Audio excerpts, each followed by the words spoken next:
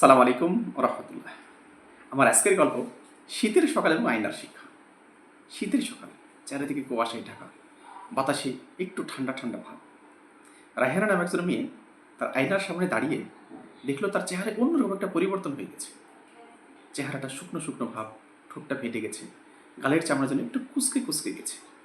সে একটু মন খারাপ করে দুঃখ করে বলছে, এই আল্লাহ, তুমি আমাকে যে নিয়ামত দিয়েছ, কেন আমার এই অবস্থা? তোমার দেওয়া নিয়ামতের এমন হলো।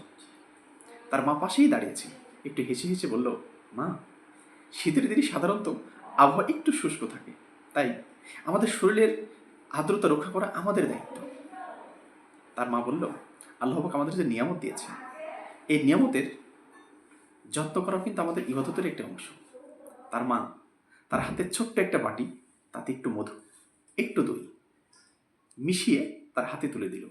তুমি এটা নিয়মিত ব্যবহার করো, দেখবে তোমার চেহারায় অবশ্যই একটা পজিটিভ পরিবর্তন আসবে।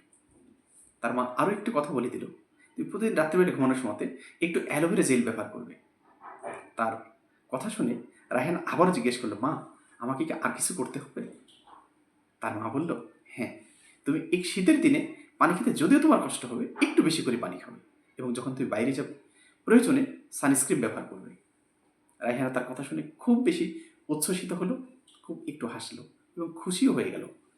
তার মায়ের দেওয়া এই রুটিনটা বেশ কিছুদিনই সে কন্টিনিউ করলো, এবং তারপরে দেখলো তার চেহারা অন্যরকম একটা পজিটিভ পরিবর্তন চলে এসেছে। চেহারাটা অনেক উজ্জ্বল হয়েছে এবং নরম হয়েছে। রায়হানা তখন আনন্দিত হয়ে বলল, আল্লাহ, তোমার শুকরিয়া, তুমি আমাকে যে নিয়ামত দিয়েছো, এই নিয়ামত রক্ষা করার জন্য অনেক প্রাকৃতিক নিয়ামত দিয়ে রেখেছো। সুতরাং আমরা যদি আমাদের প্রাকৃতিক নিয়ামতগুলো সঠিকভাবে ব্যবহার করতে পারি, তো এই প্রাকৃতিকভাবে আমাদের সৌন্দর্য এবং স্বাস্থ্য রক্ষা করা সম্ভব। কারণ আল্লাহ পাক তো কোরআনে বলে দিয়েছেন, আমি মানুষকে অতি উত্তম গঠনেই তৈরি করেছি।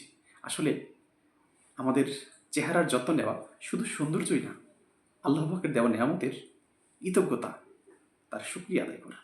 সালাম আলাইকুম ও রহমতুল্লাহ।